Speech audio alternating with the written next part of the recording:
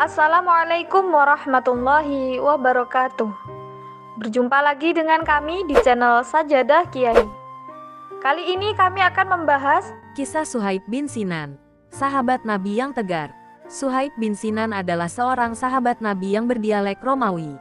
Sahabat Nabi Muhammad ini berasal dari keluarga yang terhormat dan makmur. Ayahandanya adalah seorang hakim dan pernah pula menjadi wali kota ketika Irak masih dikuasai Imperium Sasaniyah. Walaupun menjadi warga Persia, keluarganya secara nasab adalah orang Arab. Mereka termasuk imigran yang tiba di sana jauh sebelum datangnya agama Islam. Pada suatu ketika, wilayah tempat tinggal keluarga Arab ini menjadi sasaran penyerbuan pasukan Romawi. Bala tentara dari barat itu pun berhasil menawan sejumlah penduduk, termasuk Suhaib bin Sinan. Lelaki muda ini lantas dijadikan budak dan diperjualbelikan dari satu tangan ke tangan lain. Pasukan Romawi berhasil menawan sejumlah penduduk, termasuk Suhaib bin Sinan. Lelaki muda ini lantas dijadikan budak dan diperjualbelikan dari satu tangan ke tangan lain.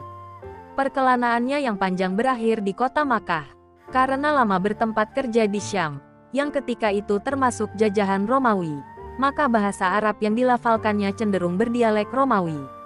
Majikannya di Makkah tertarik akan kecerdasan, kerajinan, dan kejujuran Suhaib. Pemuda itu pun dimerdekakan dari status budak. Selanjutnya, remaja ini diberi kesempatan untuk dapat berniaga bersamanya. Menurut riwayat Ammar bin Yasir, Suhaib pun tertarik pada ajaran Islam. Waktu itu, sosok Rasulullah sudah terkenal di seantero Makkah sebagai seorang paling terpercaya, Al-Amin, dan sedang menyerukan ajaran Tauhid. Nabi sering mengadakan majelis di rumah Arkam. Pada suatu hari, Suhaib hendak menyambangi tempat itu. Ia pun berpapasan dengan Ammar bin Yasir. "Hendak kemana?" tanya Suhaib. "Aku hendak menjumpai Nabi Muhammad untuk mendengarkan ucapannya," jawab Yasir. "Aku juga begitu," timpalnya. Demikianlah Yasir dan Suhaib masuk ke dalam rumah Arkam. Pada saat itu, Rasulullah sedang menjelaskan akidah agama Islam kepada hadirin. Setelah meresapi apa-apa yang beliau kemukakan, banyak yang kemudian menyatakan syahadat. Seorang di antaranya adalah Suhaib. Demikianlah Yasir dan Suhaib masuk ke dalam rumah Arkam. Pada saat itu, Rasulullah sedang menjelaskan akidah agama Islam kepada hadirin. Yasir bercerita, "Kami berdua tinggal di sana sampai petang hari. Lalu dengan sembunyi-sembunyi kami keluar meninggalkan rumah Arkam." Suhaib sudah hafal jalan ke rumah Arkam. Artinya, ia telah mengetahui jalan menuju petunjuk dan cahaya, juga ke arah pengorbanan berat dan tebusan besar. Maka, melewati pintu kayu yang memisahkan bagian dalam rumah Arkam dari bagian luarnya, tidak hanya berarti melangkahi bandul pintu semata, tetapi hakikat adalah memulai hidup baru sebagai seorang mukmin dan muslim. Ikut berhijrah. Kehidupan Suhaib bin Sinan mulai kembali normal semasa di Makkah. Ia bahkan berhasil mendapatkan kedudukan yang terhormat di antara warga Makkah. Sebagai seorang saudagar sukses, Suhaib pernah tinggal lama di Romawi. Bahkan, ia sampai digelari Ar-Rumi, lantaran kepiawaiannya mengenal negeri tersebut. Salah seorang sahabat terdekatnya adalah Umar bin Khattab. Umar cukup berpengaruh dalam masa sebelum Islam maupun sesudahnya. Suhaib dianugerahi 8 anak laki-laki. Karisma Suhaib juga terpancar dari fisiknya. Kulitnya putih kemerahan, badannya tidak terlalu tinggi, tetapi tegap. Rambutnya tebal, paras wajahnya menandakan sosok yang tenang, tapi juga memiliki selera humor yang baik. Di antara para tokoh Makkah, Suhaib termasuk kalangan yang mapan. Namun, hal itu tidak menghalangi hatinya dari hidayah Allah. Di antara para tokoh Makkah, Suhaib termasuk kalangan yang mapan. Namun, hal itu tidak menghalangi hatinya dari hidayah Allah.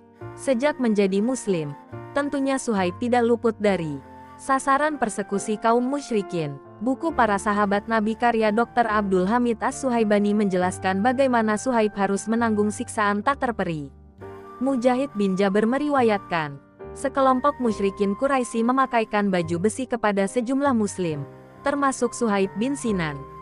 Kemudian, mereka memanggang Suhaib dan rekan-rekan muslimnya di bawah sengat terik matahari gurun pasir. Namun, Suhaib dan para pemeluk Islam itu tetap bersabar. Allah menganugerahi mereka dengan kekuatan dan ketabahan. sehingga berhasil melewati penyiksaan itu. Akhirnya, Allah mewahyukan kepada Rasul-Nya agar berhijrah dari Makkah. Sejumlah kaum muslim telah lebih dahulu pergi ke Yasrib, Madinah atas arahan Rasulullah. Disinilah timbul keinginan Suhaib bin Sinan untuk menyertai Nabi Muhammad. Suhaib bertekad ikut hijrah ke Madinah bagaimanapun caranya. Namun, orang-orang Quraisy tidak membiarkan Suhaib lolos. Beberapa pemuda Quraisy dengan menenteng senjata tajam berusaha menghalangi Suhaib bin Sinan. Suhaib terpaksa menunggu hingga malam tiba.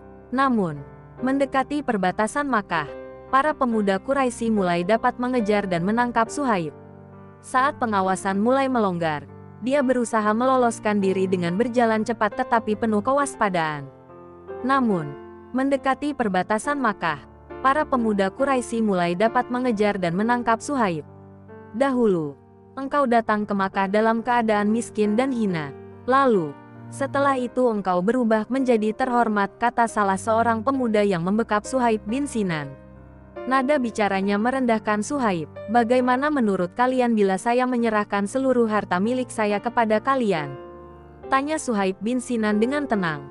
Ia tahu, tawaran negosiasi ini amat menggiurkan bagi mereka yang tanpa cahaya iman dalam dadanya. Apakah dengan demikian kalian mau membiarkan saya pergi?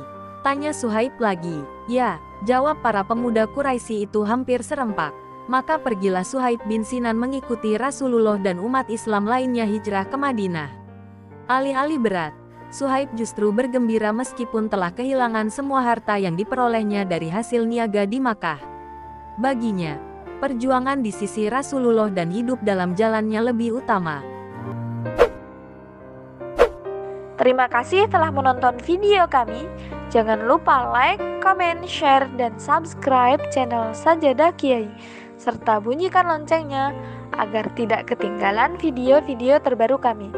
Dengan mensubscribe berarti Anda mendukung channel kami, serta membuat kami lebih semangat dan konsisten dalam membuat video-video terbaru. Wassalamualaikum warahmatullahi wabarakatuh.